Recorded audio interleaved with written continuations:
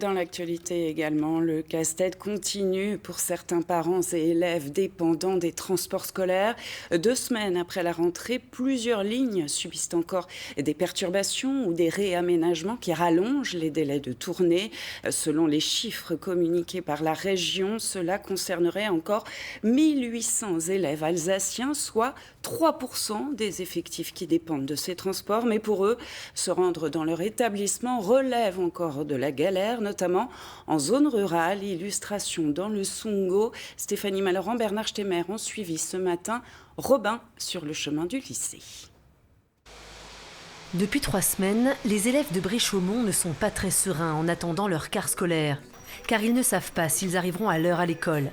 7h12, le bus est dans les temps.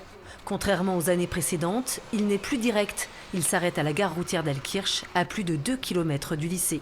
Du coup, on doit attendre les navettes et des fois, on arrive assez en retard en cours. En seconde et en première, j'avais pas de problème, mais là, depuis cette année, c'est un vrai problème. Il est déjà 7h50. Vite, Robin saute dans sa navette.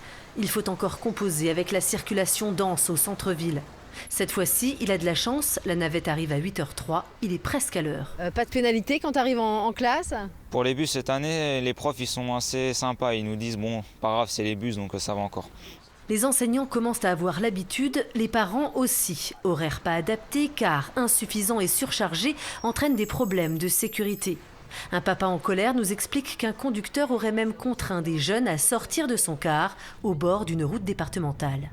Comme il était en surcharge, enfin en sureffectif dans le bus, ils ont déchargé des gamins qui ont fait 8 km à pied, chose qui est complètement aberrant et insécuritaire complet, parce qu'il n'y a pas de trottoir, il n'y a rien là-bas. Pour nos enfants, c'est une insécurité complète. Moi, je ne comprends pas qu'on puisse, à l'heure d'aujourd'hui, accepter des choses pareilles. Le conseiller régional Gilles Frémiot a déjà entendu les parents lundi dernier. Il est en discussion avec Transdev, la société retenue cette année dans le Sungo pour l'organisation des transports. Nous nous laissons la semaine pour traiter les lignes qui sont encore à problème, afin de tout résoudre pour lundi prochain et de faire les ajustements nécessaires. Donc ça, c'est en cours de réalisation. Les parents seront prévenus par SMS sur les changements d'horaire. Des parents excédés qui ont prévu de manifester ce samedi matin devant le lycée d'Alkirch.